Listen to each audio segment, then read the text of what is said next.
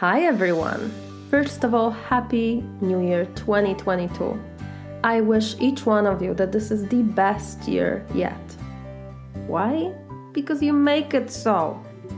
I wish you a lot of moments filled with deep inner peace because you know that you are exactly where you should be, doing what your soul is calling you to do, and life overall feels very pleasant. I have some incredibly exciting news to share with you. This January, I launched an empowerment program for women. It's called Self-Confidence Bootcamp. Who is this for? This is for you if you are a female and you feel like it's time to level up your life. If you want to feel more in control of your energy and time, if you want to have a better grip on how you feel about yourself and how you show up when you interact with other people, this is definitely for you. If you feel like there are some areas of your life where you feel okay, but, for example, when it comes to interacting with your coworkers, you feel insecure, unsure of yourself, and filled with self-doubt. So, maybe at home, you can be yourself 100%. But at work, for whatever reason, you feel like you are not yourself. You stumble when asked a question. You feel nervous, unsure. Your hands get all sweaty. Truth is, as we go through life, our self-confidence level might change. Getting fired, going through a divorce, losing a spouse. These are just a few examples of events that can definitely affect our self-confidence level. In my program, I explain how to get yourself back on track, no matter what happened in your life. But this program is also for you if you feel like you've never really been that self-confident, but you would like to be. So, if you join me, I will help you figure out what your inner story is. What are you telling yourself about yourself that is causing this not feeling self-confident kind of a situation? What are you thinking about people around you? How are they judging you? We address your mind, emotions, and actions. When this process is finished, you will feel more aligned with your true self. You will know how to support yourself from within. This program I built is called Self-Confidence Bootcamp, and it's a combination of a few things. First of all, there is the online course itself, which consists of videos and worksheets to fill out as you're moving through the curriculum. And then we also have a very small private Facebook community where I give additional support to women going through the program during the specific month. This is also where I coach, teach classes, and inspire. This whole program takes a month to go through. I'll guide you through the whole process. All you need to do is show up and answer questions I ask you. It's not that difficult, but if you do the work, it can be life-changing. And listen, to be honest with you, I absolutely love this work. The satisfaction from knowing that I am making a big difference in so many women's lives is incredibly energizing. Since self-confidence has been all I have been thinking about for the last few months, and since this program has been running now, I thought I will share with you here the basic information to help you understand what self-confidence is. Many of us would like to feel more self-confident, and today I'm going to explain to you why is it that you naturally don't feel that. We'll talk about where self-confidence comes from, how can we build it on purpose, and I will also explain at one point how true self-confidence varies from arrogance. So, first of all, let me explain to you what is self-confidence. Self-confidence is basically a feeling that you have about yourself. We generate this feeling when we feel secure in ourselves and in our abilities. Self-confidence comes from three areas. First of all, trusting yourself, which basically means that when you tell yourself that you are going to do something, you do it. You follow through on whatever plan you made before, even when you don't feel like it. The second way to build up self-confidence is to teach your lower brain that you can experience any emotion. We do this by consciously walking into uncomfortable feelings. What? Yeah, yes, my friends, that's how we do it. You walk right into that discomfort on purpose. And why is that? Because the worst case scenario can always be boiled down to an emotion. We avoid the emotion of whatever the worst case scenario would bring us. If you are afraid of rejection and you are not putting yourself out there, the worst case scenario is actually the feeling of rejection that you would feel after someone says no to you. If you walk into rejection over and over and over on purpose, you prove to yourself that you can survive it. That sweaty hands and tightness in your gut is the worst that can happen. As you are doing this, you are conditioning yourself to experience discomfort, to show yourself how strong you are. So instead of hanging out in self-doubt, in my program, I invite the women to prove to themselves over and over and over that they can handle anything that comes their way. Because really, there is no emotion that can permanently harm us if we feel our way through it and process it. So, if you join my self-confidence bootcamp, I will teach you exactly how to process emotions on purpose. The third way I will invite you to build self-confidence is by changing your self-concept. What you think about yourself generates or depletes self-confidence. This is because thoughts create feelings. So you can think about yourself in a way that makes you feel confident. You can think that you are a good person, that you're capable of whatever you choose to do, that you are strong. This does not mean that there has to be something out there in the world that already confirms it.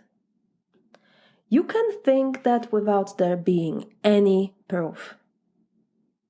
Listen, I am sure that you have seen before someone who thinks that they are doing a really great job, but many people out there would agree that they are not that great at whatever it is that they're doing. So, for example, the talent TV shows where from time to time they have a candidate that cannot sing but tries anyway. Why is this person doing it? Because she or he believes that not only she or he can sing, but they also believe that they can sing so beautifully that they have a chance of winning a well-known competition on national TV. That from all of the thousands of people there, they have a chance of winning. Why do they think that? Because they can, so they do. Nobody is stopping them, right? Even if the majority of us would agree that they are not great at it at all. Their confidence level comes from their minds. I believe I can do it, so I do it type of an attitude. So now you might wonder why most of us don't feel as confident in our abilities. Why is it that we are filled with self-doubt and we worry so much about what other people think about us? Well, my friends, there are a few good reasons why this happens. First of all, evolution. Our lower brains are programmed to scan our reality for threat.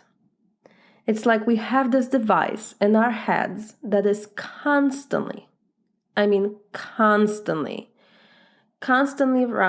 constantly scanning our reality for what is wrong, 5 cycles per second. That's how fast this is happening. God gave it to us so we would survive here on this planet. So this is what our lower brains are doing all the time. They're searching for what is wrong in our world. So if we don't manage our minds on purpose, our minds will be creating a lot of negative thoughts, which then will lead to negative emotions like anxiety, doubt. And these feelings will lead to behaviors based on beliefs like, I'm not good at this. When I try something new, I always fail. The less risk I take, the better. I don't know how to do it. When we think these kind of thoughts to ourselves, we don't take risks. And we prove to ourselves that we are not that good at new things because we don't even try. It's like a self-fulfilling prophecy. I don't believe I can do it, so I am not gonna try. And since I am not trying, I'm failing ahead of time. And when I am failing ahead of time, I am proving to myself that I cannot do it. Yeah, that's what we do, day after day, all of us. Isn't that something? Now, second problem is that we don't trust ourselves. And we are honestly not really actively building that skill up. How would you build trust in yourself, you might wonder? Well, you build trust in yourself by doing what you said you would do. Let's say that you're making a decision in the morning that at 6 p.m. you will go to the gym. And no matter how dark and cold it is outside, you get your gym bag and you go. Why? Because you told yourself that you will do that. Or let's say that you've decided ahead of time that you will eat salad for dinner. But when it comes down to it, pizza sounds so much better. Well, a person that can trust themselves will eat the salad. They will not sabotage their own progress. They will follow through on the decision they've made before, no matter how much they want that pizza. Why is this? Because they understand that if they fulfill it, if they fulfill that promise to themselves, they are building that self-trust, which then turns into self-confidence. If you know that you will do what you said you will do, you can make decisions with deep conviction. You're not gonna say one thing and do something completely different because you feel like it all of a sudden, because your lower brain had a different idea. Now, this skill is something that is developed with time. You have to earn it. You can't just talk yourself into it. You have to prove to yourself over and over that you can trust yourself. So you might wonder now, okay, but why is it that we actually really have to earn it? Can't we just have it? Well, no, because most of us don't understand how to manage our minds. So we feel out of control with our feelings. These different feelings that we feel, we cannot control, cause us to do sometimes things we don't 100% want to do. We let ourselves down. We judge ourselves for it, which then leads us to feeling guilty and judging ourselves even more for whatever it is that we're doing. So like in that example I was giving you with eating pizza in the evening instead of salad, even though you promised yourself you would have salad, right? Why does this happen? Why is it that we will choose pizza over salad even though we promised ourselves that we won't do it? Well, this is why. Our lower brain puts thoughts in our minds that create desire. We act on the desire instead of letting it be. What? I will say it again. We act on the desire instead of letting it be. So you're like, what? What do you mean? Like, can it be done that you don't act on a desire? Yes, there's many people out there who choose not to act on the desire, even though it's there. How do you do this? Well, you observe your lower brain with your higher brain. What? Yeah, I teach that in my course. That is how you build emotional control. Now, The fourth issue is that many of us question our abilities to do different things because we feel that whatever it is we want to do has to be done perfectly. And if it's not done perfectly, then we will judge ourselves for it, which will create more guilt and other negative emotions. We like to have so much fun in our lives, don't we?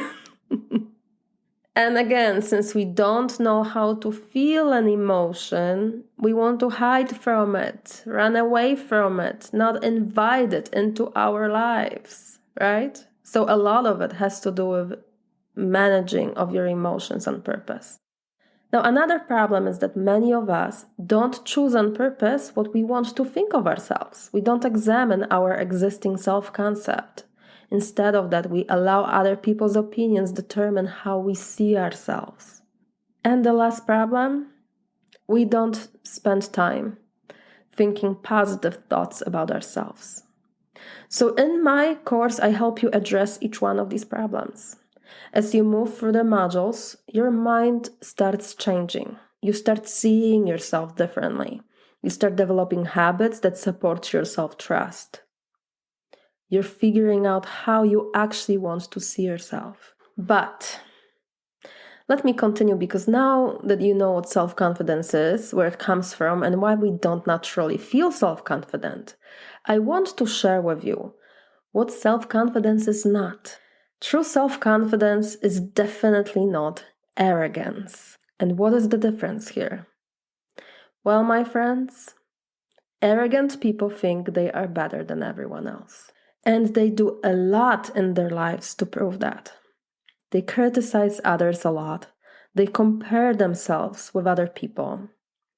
They are doing all of that to prove to themselves that they have value. Ironically, deep inside, arrogant people are filled with insecurities. They're trying to feel secure within themselves by controlling what others think of them. They think that if they act tough, everyone else will think that they are powerful and strong and always in control, therefore better than others who appear to be weak. Well, the truth is that true self-confidence is quiet. When you really feel self-confident, you don't have to prove it to anyone around you. You know who you are. You know what you want. You know what you stand for. And you know what you think about yourself, your good qualities and your weaknesses. You own them. You don't have to rely on other people to give you a sense of security within your own world, because you create that security for yourself with your own mind. That is, my dear friends, what I teach in my course: how to build a secure world for yourself from within, how to have your own back no matter what happens, how to be in charge of your mind and your emotions, how to change your self-concept so that you see yourself as a person that is strong, capable, and worthy. So, for those of you who are intrigued and maybe even interested in joining my self-confidence bootcamp for women, I have additional info for you. First of all, remember that we start every first day of each month, and that the program runs for a full month. This is the way I have it set up right now, but it might change in the future, so keep this in mind if you're listening to this podcast way past January 2022. I will share with you a link where you can find out more about it and where you can sign up. So look in the description of this podcast and check out the details of this specific episode. Now, if you have any extra questions about this course, you can always email me at coach@lifecoachforimmigrants.com. All right, my loves, this is it for now. I will talk to you on the 22nd of January when you will hear me interview a really amazing Finnish American business owner. Thanks so much for listening to this podcast. Please remember to take a moment to rate it for me. This is the very beginning of this journey, and I would really appreciate if you could help me out. Have a great day, and I will talk to you on January 22nd. Bye!